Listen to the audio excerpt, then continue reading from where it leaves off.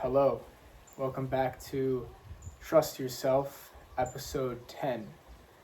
This episode will be about my adventures in Austin after my ayahuasca journeys in Peru and my time at home in Illinois, as well as how I ended up committing to a Division III football team to go back and play football and study psychology for another year. So I ended the last episode after my fifth and final ayahuasca ceremony in Peru, and I mentioned I was changed forever. And something big that happened in the jungle of Peru was those final 5 or 6 days being so clairvoyant to the point where I was so in touch with my intuition and all that was around me, like third eye, crown chakra, super aligned and super in tune and super in touch. And I was super sensitive from the no caffeine, no phone, no stimulation of any kind, just sitting there in the jungle. And for those last 5 days, I was talking to everything around me, and they were talking to me.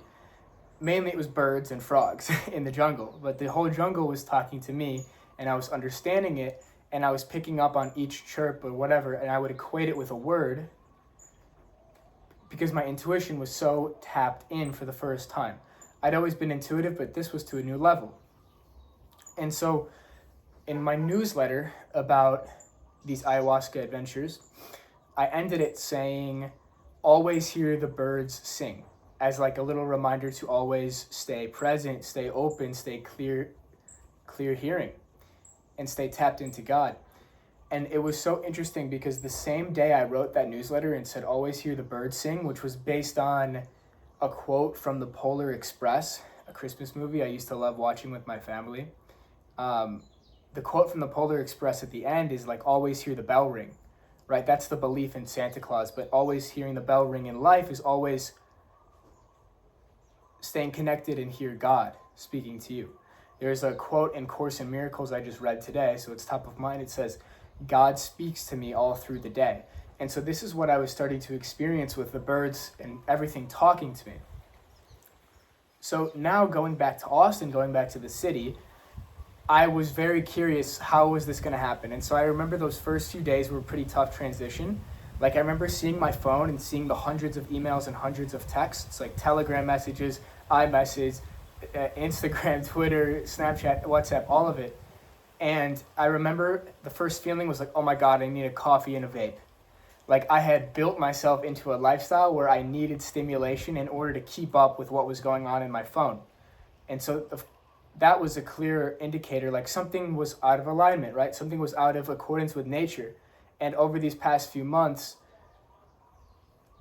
my life, reality has naturally rearranged itself to like the point where there's so many less messages coming in. There's so many like less important things that are taking my awareness, and now my awareness is just focused on what's important in each moment. And I don't necessarily need any extra stimulation. I'm still drinking coffees. That was something I've come back to, but the nicotine and the music and all of it has very much diminished. Nicotine has not even been in the question. Neither has weed, really.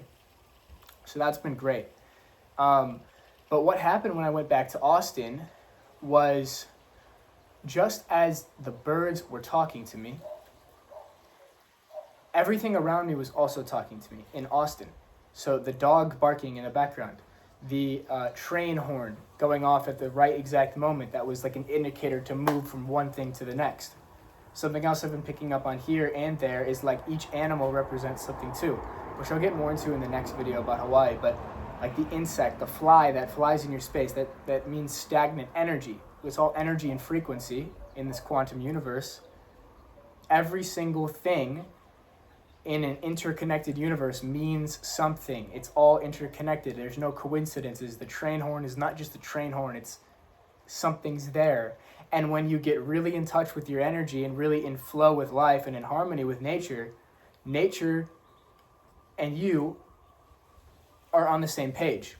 This happened one time in Austin near Casa de Luz, this like spiritual little coffee shop, and I was out there in the morning on the bleachers looking at the sunrise with my friend Yannick, who put me onto all this quantum healing technology, which I'll probably get into in a bit. But this guy's super tapped in, and so he was singing like some toning, some morning frequencies, singing a prayer, And like right when he started singing, the wind started rushing. And then right when he stopped, the wind stopped. And it's like this happened in the jungle too in the last ceremony, where right when the shaman ended the last ceremony, the rain forest rained for about 20 seconds to like bless us, and then it stopped. So everything's interconnected. And I was still feeling this now back in Austin, but it was taking different form. Now there weren't as many birds or frogs or butterflies around, but the cars, the horns, the people, they all still were connecting to my intuition. And so this is where I make a big shift from the peak performance, productivity, systems, monk mode type of guy to doing business and operating in the world through purely intuition. So a few things start shaking out during this period. I, again, am low on money because I spend money, I go to Peru, blah, blah, blah. I get a hotel in Austin, flights. Like I make money, then I spend it. I make money, I spend it. But it always comes back right when I need it. And so again, I'm a little bit low on money. So I'm like, all right, what am I going to do next? And I invested a ton of money at the start in Austin. I invested in a motorbike for the 3 weeks I'd be there, invested in a nice Airbnb. I invested in a membership to this like cold plunge sauna wellness place. I invested in a yoga membership. So like I was investing in all of these things. And so in the first few days, I'm like spending a few $1,000s. And then each night, I'm not cooking anymore for myself. I'm going out and getting like grass-fed food or like sweet green, no seed oil. So I'm like really in tune with what is my ideal frequency and what is ideal for my time. And it starts to come full circle. So two new main things are starting to move while I'm back in Austin. One is I'm still in the flow of going back and playing college football. That happened in the last video where I came to the realization in the jungle I wanted to play. And so the first thing I actually did once I left the jungle, like I texted my parents, I was like, hey, I'm good, I'm alive, like we'll call later. But then I made like 10 phone calls that same day we left the jungle in Peru from the hotel. I called Northwestern, like athletic department. I called like 8 different people, and I was basically checking if I had eligibility. And eventually they said yes. And the same night that I flew from Peru to Austin, I got on the phone with a college football coach, my cousin's college football coach from a D3 school in Illinois called Illinois Wesleyan. I got on the phone with their offensive coordinator from the airport in Pucallpa, Peru, and like talking about playing. So this was when things were starting to shake out and move forward. And so during those few weeks in Austin, I was simultaneously like making a lot of business moves, which I'll get into in a second, and making a lot of football college moves. And what was so interesting was my commitment to my internal frame of I want to play quarterback manifested in me playing quarterback in all these different positions. So with my cousin's school, the guy I called from Peru airport, he was like, we would love to have you, because he watched my film from high school and I sent him videos from me in college and stuff. He's like, we'd love to have you, but our quarterback's pretty good. Like, would you play wide receiver? And so I'm like, maybe, I don't know, but I don't think so. I think I want to play quarterback. And again, now new opportunities in business were flying around with me doing more like wide receiver type of work, like ghostwriting, copywriting, things that I'd done in the past. But for this new internal confidence, it was like, I want to play quarterback. I'm a quarterback at heart in all areas of life. And so I start sending a bunch of emails to college football coaches from around the country, mainly like Illinois, but I also was like looking at some warm places. I was like, Northwestern transfer quarterback. I want to come and play quarterback for your team. Here are my high school highlights. Here's my college practice highlights. And then here's a highlight video, which I just posted on Twitter recently, and it's on my YouTube, of me throwing in the park near like Zilker Park in Austin with my friend Jack Sweeney, who now we're like building Transcendence together. So it's funny how that works. And Transcendence is basically a universe that's going to raise consciousness through all these different programs. But that's for another video. You can check it out in my Twitter.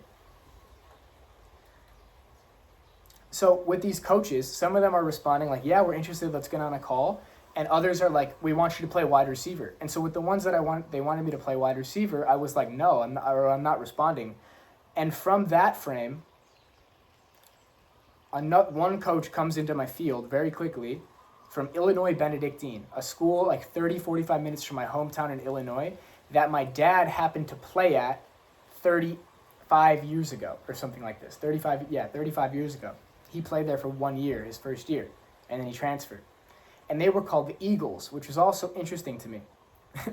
Because in my ayahuasca journeys, I kept noticing eagles around the hotel. My friend Dale had an eagle on his leg, and it was like speaking to me. For whatever reason, an eagle has always spoke to me.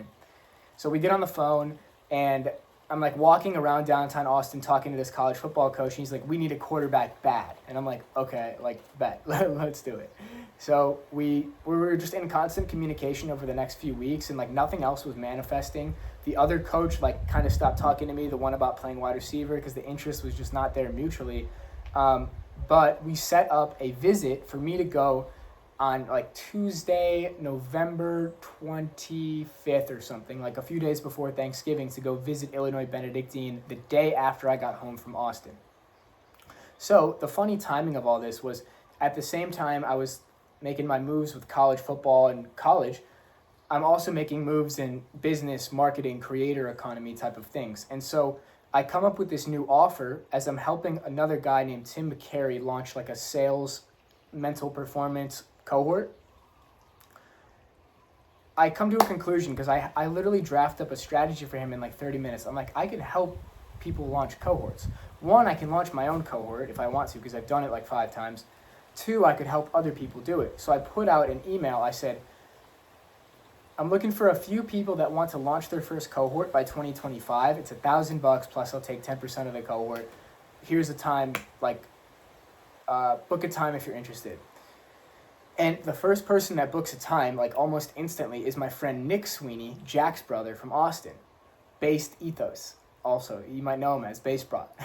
So Nick and I are setting up a meeting for the next day at Casa de Luz.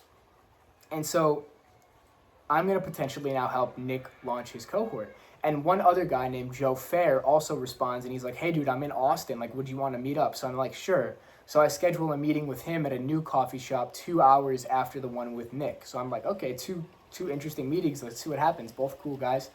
I've been friends with Nick for a long time, so it was just cool to collaborate and scheme, which we always are, and we're probably going to be more in the future. Transcendence. Be on the lookout. Of a community. That's what it is, but more on that later. So I sit down at Casa de Luz with Nick, and the moment he walks up to sit down and we're going to start talking about the cohort launch, Danny Miranda calls us. And whenever Danny Miranda calls you, something's going on, something special. This dude is tapped into the magic, and as I say that, a bird flies right behind me. This dude's tapped into the magic of life. He's living in love. He's an inspiration. Just a great dude. I love this guy. So he calls and he's like, I'm with Nick Sweeney right now. He's like, where are you guys? I'm like, Casa de Luz, we're about to have a meeting. And he's like, I'm intruding on your meeting. I'm coming right now. And it's like, okay, well, we'll just surrender to this because Danny's tapped into the magic. So he comes and he gives us these new journals called like the 369 journals. And he met some crazy guy who like made millions selling mushrooms, and he had to tell us all about it.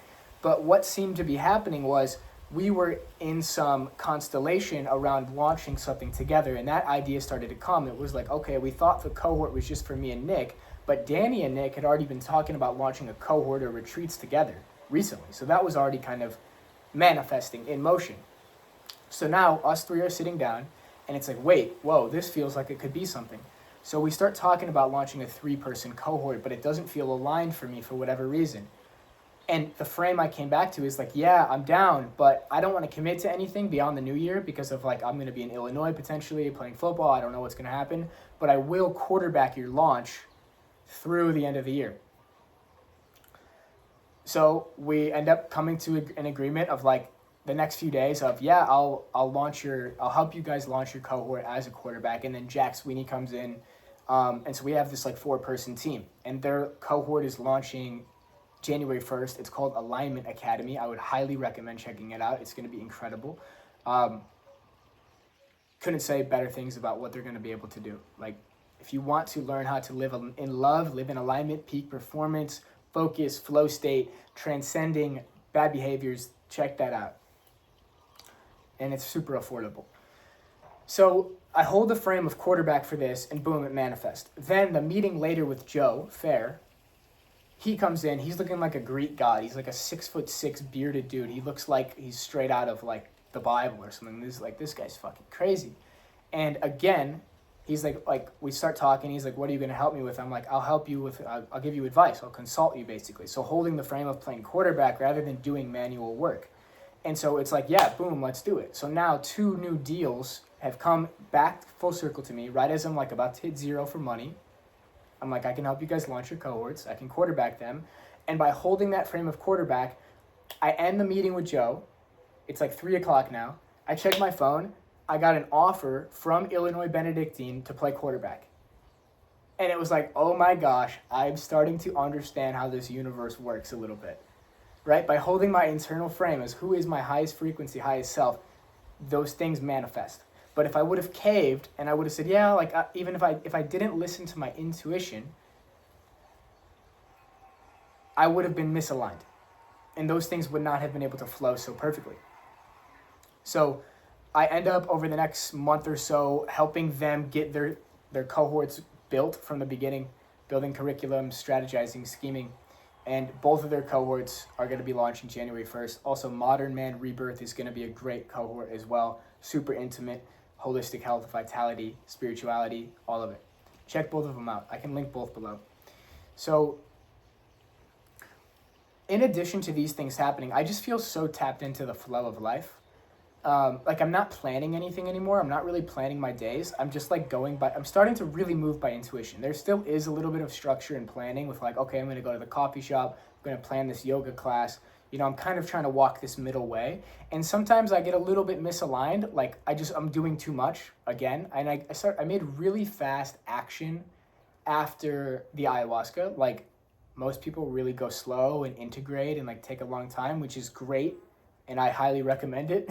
But for my unique life circumstances, being the age I am and like simultaneously playing this entrepreneurship game while I'm going to the jungle and nomading and in Austin and going back to college and visiting, and it's all just crazy right now, but it's like it's exactly how it's supposed to be. I've had astrologers and people say like, yeah, this is the time in your life where you're supposed to be like super busy. It's like, it's normal.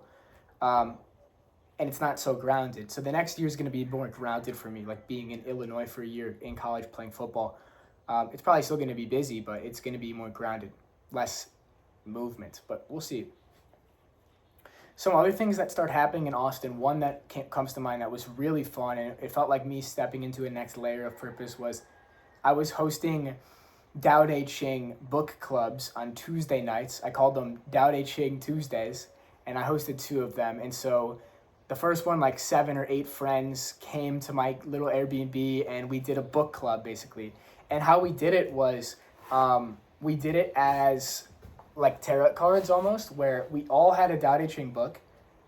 We flipped to we like set a prayer, set intentions, and we flipped to a random verse.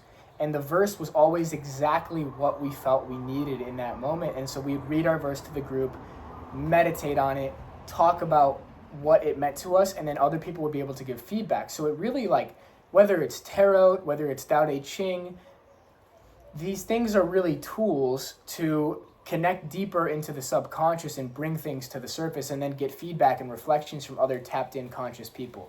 So that was super fun. Like those things would go on for 2-3 hours. Sometimes I'd be like, guys, I gotta go to sleep. Like this is crazy. But it was a lot of fun and it felt deeply in my purpose. And I would love to someday like make a Tao Te Ching breakdown series on YouTube. Like if you'd be interested, let me know. But I might make like 5-minute videos on each verse, like my interpretations, because I study it a lot and I really resonate and connect with that book deeper than anything I ever have.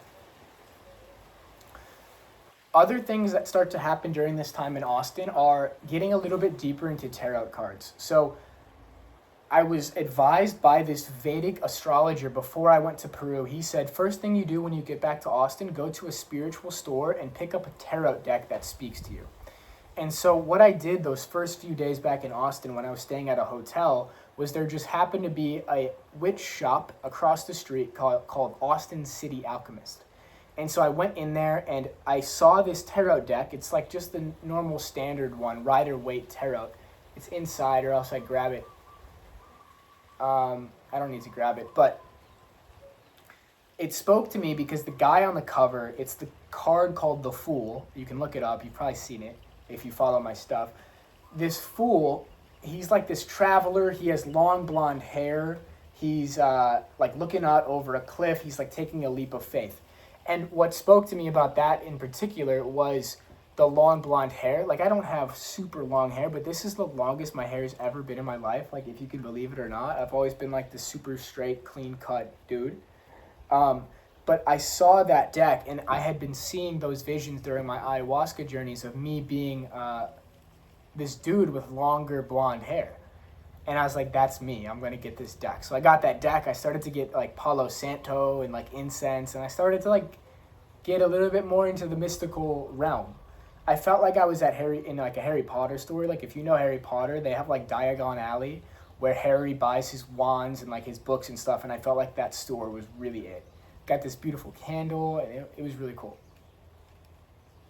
So I start to play around with tarot a little bit. I was advised to do that. He's like, just start playing around with the deck.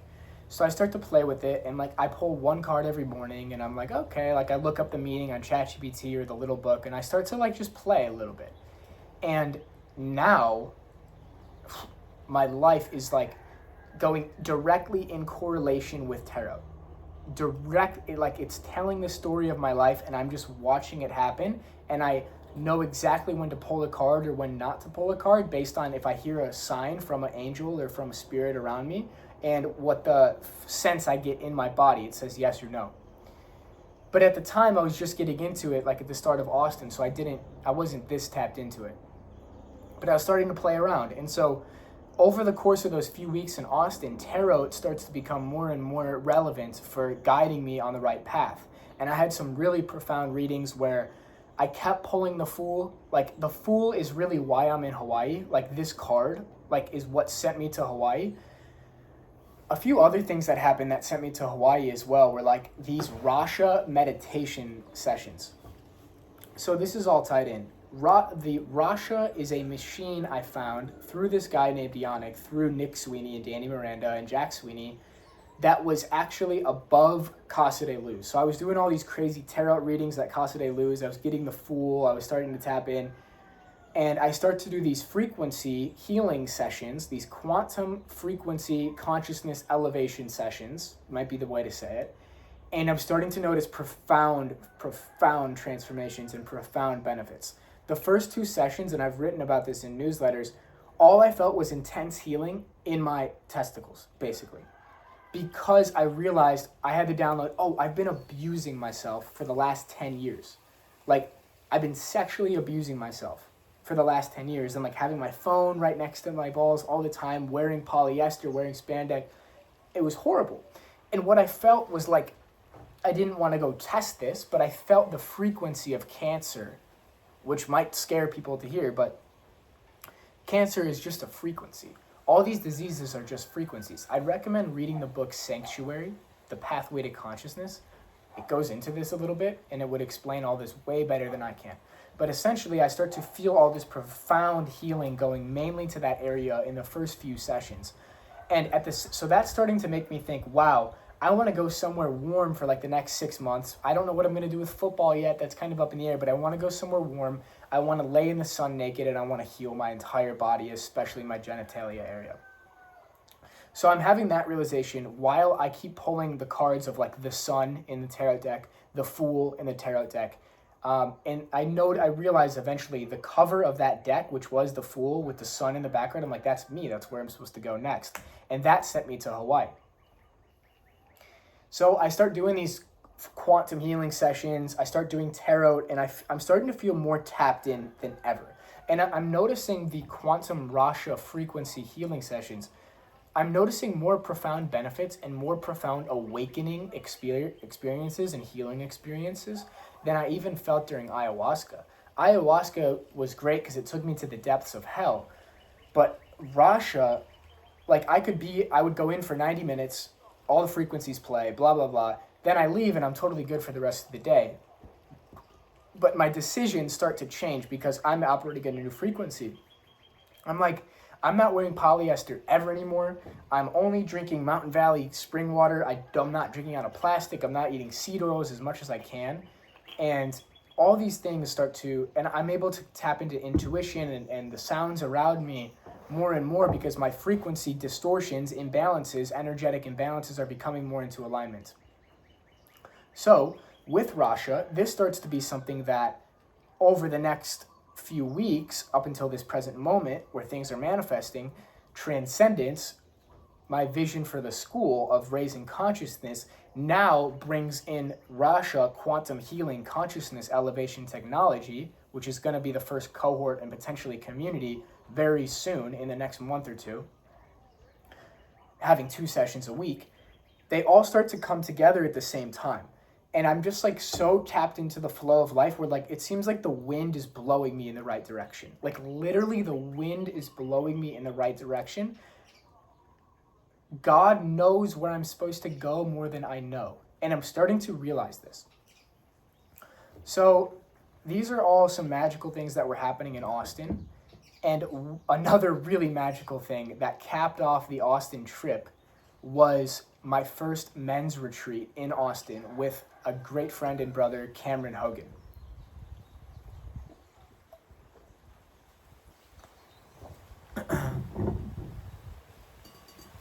So this first men's retreat, we rented this giant Airbnb, and like looking back in hindsight, we didn't do this in the most intelligent, wise way, but it was our first experience, so we didn't know what the fuck we were doing. And so actually before I went to Peru about 2 months prior, Cameron and I started talking about this retreat.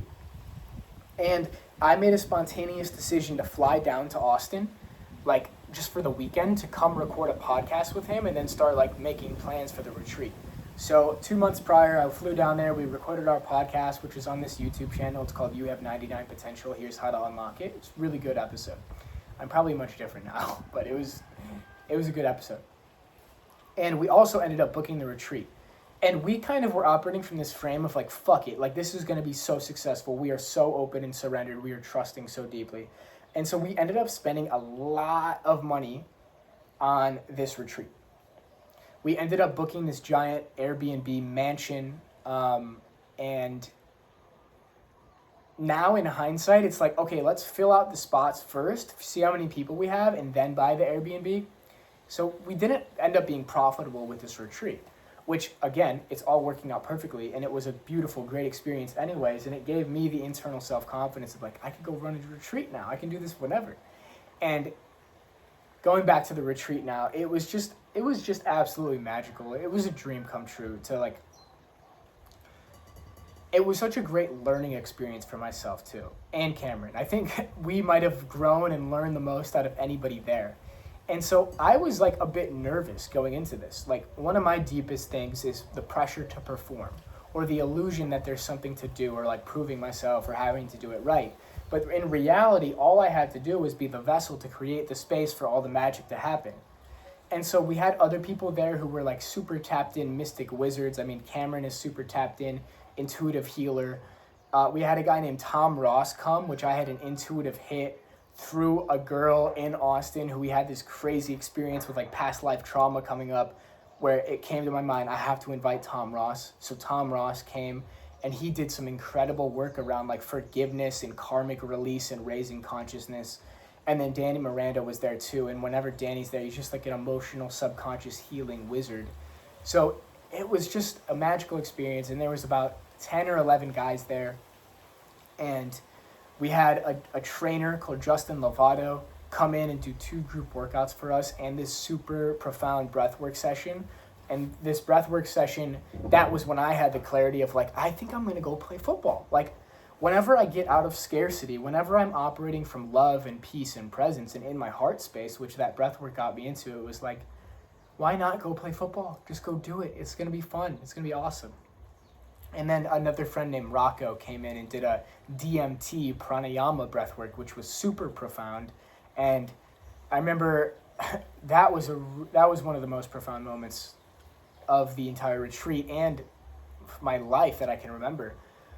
Right after that session, you know, the realization I came to in that session was I don't have to decide on football or college until that moment arises. if I'm tapped into feeling and my intuition in that moment, I will make the decision in that moment as it arises. I don't have to preemptively plan and make a decision out of anxiety or the need to know. I will know when the moment arises. And I came to that realization. I remember I was super grounded, and I walked to go grab the football, which I saw, and I just felt like, I just want to go grab this football right now. I don't know why. I just want to go grab the football. And I went, and I was walking to grab the football, and just so many emotions came over me. And I don't cry often. I cried once in this series, which was the last video at the end. But I was walking towards the football, and I just had it was gratitude for God, it was gratitude for life, and it was gratitude for myself. And the realization was, I never had to worry about anything once. I've lived so much of my life worrying, as many of us do, worrying about bills, worrying about money, worrying about what's the next move, worrying about what do people think about me, how many views does my video get, how many likes does my tweet get, am I doing it right? And I just had this overwhelming sense of relief of like, I never have had to worry about anything once. It's always been unfolding exactly perfectly as it's meant to, and I never had to stress. And I started crying because I was just so grateful. I remember walking back to the yoga mats, which were laid around, and Danny gives me a big hug. I was crying, and I look at Cameron, and he was crying. I was like, I love you so much. And then I looked around at everybody. I was like, I love you guys so much. I'm so grateful you're here. Thank you so much. Like, this has been the most magical weekend ever, and it felt so tapped in and so connected. And other than that, the retreat, I mean, we had a bunch of deep conversations. We were reading the Tao Te Ching, doing deep breakdowns, reading tarot cards. That's when I started to notice, like, oh, this is my thing. It's okay. This could be my thing, reading tarot cards. Like, it seemed that Danny, Cam, and Tom were incredible at going into somebody's past or subconscious and helping them become more free that way, which I can tap into a bit too. But I think where my specialty or expertise lies, and I was realizing this during the retreat, was one, bringing those people together, quarterbacking it, right? And two, was seeing the future or seeing potential realities play out and connecting stories or subconscious narratives and seeing potential in people before they can see it in themselves. And so there were a few pretty profound tarot readings with people where like they were like, whoa, I know exactly what I need to do. And the key thing there for me too is like, I don't necessarily have to do anything. I just have to listen. And I'm starting to really tap into the signs there. It's like somebody says, can we do a tarot reading? And I look to the clock and it's 2:33. And so I'm like, okay, we're supposed to do 2 cards, 3 cards, 3 cards. And just trusting that intuitive flow and not overthinking it. That's been a big thing for me recently, is like the little nudge, the little wink, the little bug, like just trust it, go, keep going. Don't stay stagnant, don't stop moving, which came today too. Einstein has a quote. He's like, life is like riding a bicycle. To stay upright, you have to keep moving. And it feels really true. And sometimes that keep moving is actually sit with yourself in meditation too. So it's kind of a paradox. But yeah, after that retreat, so the retreat ends Sunday, but Cameron and I reserved the Airbnb for another day. And so Cameron ends up leaving pretty early. He's really excited to go home and see Elle, which I completely understand. And everybody starts filtering around midday. And so it's just me and Jack Sweeney, my guy, staying there right now. And so we have the Airbnb for the night. We're like, well, what are we going to do? We're just chilling. And so we call up some people to come hang out with us. So we call up Joe Fair, who we're helping launch the cohort. We call up Nick Sweeney, his brother, who we're also helping launch the cohort. And we call up Yannick, the guy who does the frequency meditations, to come hang out. So they come hang out. We're like smoking joints. We're playing basketball at this beautiful court with the sunset. It was the first time in my life I ever had said a prayer before playing pickup basketball with my friends. Like Yannick is so tapped in, and he stays tapped in through prayer, which I've really learned from him. 2 biggest things I've learned from Yannick are prayer and singing. Those really keep frequency elevated, and they help me stay tapped in. And I learned that from him. So before the basketball game, we say a prayer where the sunset is just beautiful, and we play 21, and it was so fun. And I'm feeling like in the flow, competitive flow coming back. I'm like, I can't wait to go play football. Like, sports are such a big part of me, and that's okay. That's great. That's beautiful. It's all amazing. And we end up just having a super chill night. And a moment happens where, for the first time, I connect like super deeply into like psychic senses, because I'm pretty high now. Like we've been smoking a lot of spliffs, and I start to tap super deep into psychic senses. And later that night, Jack ends up sleeping over. Everybody else kind of filters out and leaves. But Jack and I now, we were in a very high elevated state. I was smoking weed, he wasn't. We were in a very high elevated state from the retreat and then the hangout and then smoking. And so we ended up for a few hours that night. We were so tapped into each other's energies and our own energy centers, and we just learned forgiveness, karmic release through Tom Ross at the retreat. We were pulling tarot cards and processing and letting go of emotions, and we were tapped into each other's bioenergetic fields, where if something arose for him, I would feel it and he would feel it, and we would go back in time to this life or past life, be able to recognize the moment when the traumatic experience got stored in the body and release it through forgiveness and truth and honesty. And as we would say the truthful thing, if it was kind of off, it wouldn't release. But if it was exactly right, it was like, I completely forgive the need to be perfect, if that was the story, or whatever the narrative was. We would both feel an incredible softening in our bodies, in our chakras, in our energy centers, or throughout the body at the same time. So something would come up for me. It would be tension, let's say, in the, foot or something. We'd go back in time, release the subconscious narrative or story, come back to unconditional love and presence, and the body would release, and it would release for both of us. It would happen for a few hours. It was a really profound fucking night. So after that, the next day, Jack drives me to the airport. We're just listening to techno. We're like fucking jamming. It was really fun. And I get to the airport and end up flying home. And the next morning, I go to visit Illinois Benedictine to play football potentially with my dad, which was so cool for him to come, I believe, because he's loved football his whole life. He's a born coach. He's a born player, born athlete. And he played at this school 35 years ago when he was an 18-year-old freshman. And now I'm going to visit to potentially play too. So the visit was just like, I was like, this is just crazy. I can't believe this is happening. Because, when I was 18 years old, 17 years old, I was going on a ton of visits. So you get like the badge, they give you a shirt, you meet all the coaches, you walk around campus, you eat in the cafeteria. So we're doing all these things, and I'm just like, I'm on a tour with like an 18, 19-year-old kid. There's like a few 18, 19-year-old kids on the team who come talk to us.